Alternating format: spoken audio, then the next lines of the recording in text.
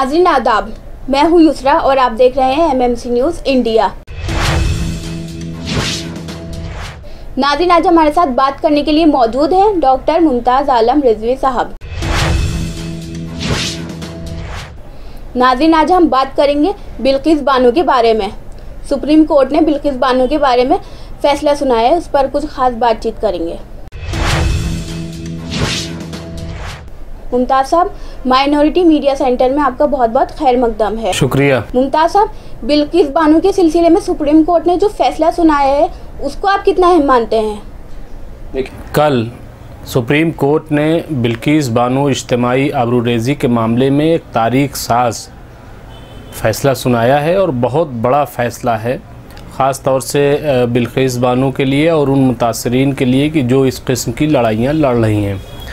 आपको मालूम है कि 2002 में गोधरा के बाद जिस तरीके का फसाद गुजरात में हुआ था उसमें 2000 से ज़्यादा लोग मारे गए थे, सैकड़ों घर तबाह बर्बाद हो गए थे और जो ख़बरें आ रही थी उसमें यही था कि न जाने कितनी ख़वातीन औरतों की आबरूरेज़ी की गई, उनको परेशान किया गया। तो ये तमाम चीज़ें जो हैं, और इसमें बहुत सारी तंजीमें 2002 से जद्दोजहद कर रही थी। बिल्किस बानो का मामला ये था कि वो अहमदाबाद के करीब एक गांव था रणधीरपुर, वहाँ की वो रहने वाली थी और वो 7 लोग उस घर में थे और बिल्किस बानो भी उसमें शामिल थीं। तो जब लोगों ने हमला किया तो बाकी लोग तो भाग गए, लेकिन बिल्किस बानो चूँकि हामला थी, 5 महीने का बच्चा उनके पेट में था, तो वो भाग नहीं सकी, लिहाजा उनकी इज्तिमाई जो है वो आबरूरेज़ी की गई और ये एक बहुत बड़ा घिनौना एक बड़ा केस बना था। मीडिया में भी इसकी काफ़ी चर्चा थी। तो जो समाजी तंजीमें रही हैं उन्होंने इस मामले को उठाया और वो अदालत तक पहुंची, निचली अदालत से लेकर के हाई कोर्ट और हाई कोर्ट से लेकर के सुप्रीम कोर्ट। तो ये पूरा मामला चला और उसमें कई पुलिस ऑफिसरान के ख़िलाफ़ कार्रवाई भी हुई, लेकिन बात यहाँ तक नहीं बन रही थी। सवाल ये था कि जिसकी ज़िंदगी तबाह हो गई उसको कुछ मिलेगा कि नहीं, वो ज़िंदगी कैसे गुजारे, और फिर ये कि जो अफसरान हैं उनका क्या होगा, क्या उनके ओहदे में या उन पर कोई शिकंजा कसा जाएगा कि नहीं। तो कल सुप्रीम कोर्ट ने जो फ़ैसला सुनाया वो तारीख़ी इसलिए है कि गुजरात हुकूमत के तमाम दलाइल के बावजूद सुप्रीम कोर्ट ने कहा कि बिल्किस बानो को 50 लाख रुपए दिए जाएं और 2 हफ्ते में दिए जाएं, और यही नहीं बल्कि एक सरकारी मकान दिया जाए और एक सरकारी नौकरी दी जाए ताकि वो अच्छी ज़िंदगी गुजार सके। बात यह है कि इससे पहले भी मुल्क में फसादात होते रहे हैं और इस तरीके के वाक़यात भी पेश आते रहे हैं, लेकिन इतना लैंडमार्क जजमेंट जो है वो किसी मामले में नहीं आया है जितना इस मामले में आया है। यानी कोई तवक्को भी नहीं कर सकता कि सुप्रीम कोर्ट 50 लाख रुपए देने की बात करेगा और ये कहेगा कि एक सरकारी नौकरी दी जाए और एक सरकारी मकान दिया जाए।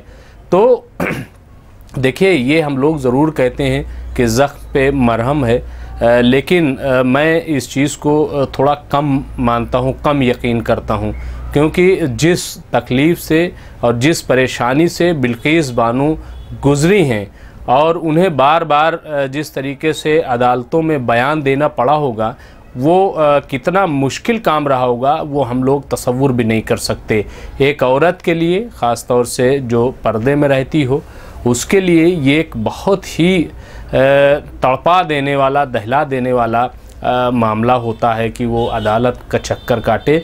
लेकिन मैं बिल्किस बानो को सलाम करता हूँ कि उसने न सिर्फ ये कि अपने लिए बल्कि आने वाले मुस्तकबिल के लिए भी उसने एक राह हमवार की है और ये साबित किया है कि अगर लड़ाई लड़ी जाए तो फिर इंसाफ ज़रूर मिलता है और जो कसूरवार हैं उनको सज़ाएँ भी ज़रूर मिलती हैं। सुप्रीम कोर्ट ने उस IPS ऑफ़िसर को भी कहा है कि इनके ओहदे जो हैं वो कम कर दिए जाएं कि जिसने सबूत मिटाए हैं। तो ये भी अपने आप में एक लैंडमार्क जजमेंट है। मैंने इस पर ख़बर लिखी तो मैंने एक तो शबनम हाशमी से बात की थी, उसरा साहिबा, जिन्होंने 2002 के बाद 10-12 साल तक मुसलसल अनहद तंजीम के ज़ेर एहतमाम इस किस्म के मामलात में लड़ती रही हैं। और इंसाफ दिलाने की जद्दोजहद करती रही। इसके अलावा तीस्ता शीतलवाड़ आप नाम सुनते होंगे, और बहुत सारे ऐसे नाम हैं जो इस मामले में सामने आए थे। तो उनसे मैंने बात की तो उन्होंने भी इसको बहुत बड़ा फ़ैसला माना। इसके साथ ही हमने एडवोकेट फ़ज़ल अय्यूबी से बात की, जो सुप्रीम कोर्ट के एडवोकेट हैं। उन्होंने भी यही कहा कि ये बड़ा इन मानों में है कि अब ये नज़ीर बन गई, और अब जब ये हाई कोर्ट में इस किस्म के मामलात आएंगे तो हाई कोर्ट के हाथ खुल गए हैं, और वो भी इस किस्म का लैंडमार्क जजमेंट देंगे, इस किस्म का फ़ैसला देंगे। तो इससे कम से कम एक ये कि मुतासरीन जो होंगे उनको बड़ी राहत मिलेगी। मुजफ्फरनगर हो, बिहार हो, महाराष्ट्र हो, इस किस्म के कई मामलात सामने आते रहते हैं। तो बहरहाल ज़ख्म पे मरहम नहीं, लेकिन ये ज़रूर है कि एक बेहतर ज़िंदगी की तरफ कदम बढ़ाने का रास्ता जो है वो सुप्रीम कोर्ट ने खोला है। तो हम सुप्रीम कोर्ट को भी सलाम करते हैं कि उसने बहुत ही अहम फ़ैसला लिया है और ये नज़ीर बनेगी। जी मुमताज़ साहब, बिल्किस बानो को 17 साल बाद इंसाफ मिला है। इस इंसाफ मिलने में इतनी ताख़ीर क्यों की गई? देखिए, ये बहुत अहम सवाल है कि 17 साल लगे। यकीनन ये एक लंबा वक्त है, लंबा अरसा है। 17 साल में इंसान जो है वो जवान हो जाता है। 2002 से लेकर 2019 में फ़ैसला आया है, लेकिन कुछ क़ानूनी पेचीदगियाँ होती हैं जिनके चक्कर में ये ताख़ीर होती है, और निचली अदालत से लेकर के और फिर ऊपरी अदालत तक, और बहुत सारे गवाही और मामला तमाम होते हैं। और फिर हिंदुस्तान का ये अलमिया तो है कि जजेस कम होते हैं और मामलात बहुत ज़्यादा होते हैं। फिर चूँकि ये हुकूमत से जुड़ा हुआ मामला था, 2002 में जो फसाद हुआ था गुजरात में, उससे जुड़ा हुआ मामला था, और इस किस्म के कई मामलात भी दरपेश थे। तो देर लगी, इसमें कोई शक नहीं है, लेकिन देर आए दुरुस्त आए, कम से कम इंसाफ मिला, एक लैंडमार्क जजमेंट आया है।